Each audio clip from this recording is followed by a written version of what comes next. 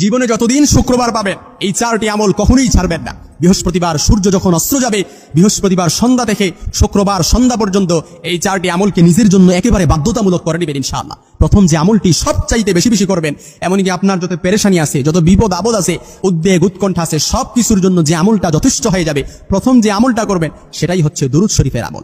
দুরুদ শরীফ পারি না এমন কেউ নাই। সবচাইতে ছোট্ট দুরুদ সাল্লাল্লাহু আলাইহি ওয়াসাল্লাম, এই দুরুদটাও আমরা পারি।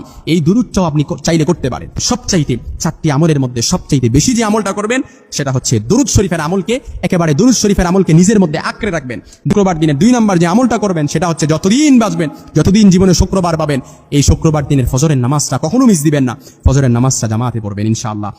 3 নম্বর যে আমলটা করবেন সেটা হচ্ছে শুক্রবার দিন সূরাতুল কাহাফ পড়বেন। ইয়াকুনু লাহু নূর, যে ব্যক্তি শুক্রবার দিনে সূরাতুল কাহাফ পড়ে, এই সূরাটা কাল কিয়ামতের ময়দানে ইয়াকুনু লাহু, তার জন্য নূর হয়, ইয়াকুনু লাহু নূর, তার জন্য নূর হবে। এই নূরের আলো দিয়ে ওই ব্যক্তি কিয়ামতের ময়দানে ফুলসিরাতের পুর অনায়াসে পার হয়ে যাবে।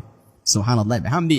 এমনই কি যে ব্যক্তি শুক্রবার দিনে সূরাতুল কাহাফ পড়ে, ওই ব্যক্তিকে আল্লাহ তাআলা দাজ্জালের ফিতনা থেকে তাকে হেফাজত করবে। এজন্য যতদিন শুক্রবার পাবেন ততদিন এই আমলটা সূরাতুল কাহাফ তেলাওয়াত করবেন। 4 নাম্বার যে আমলটা করবেন সেটা হচ্ছে মসজিদে আগে আগে যাবেন।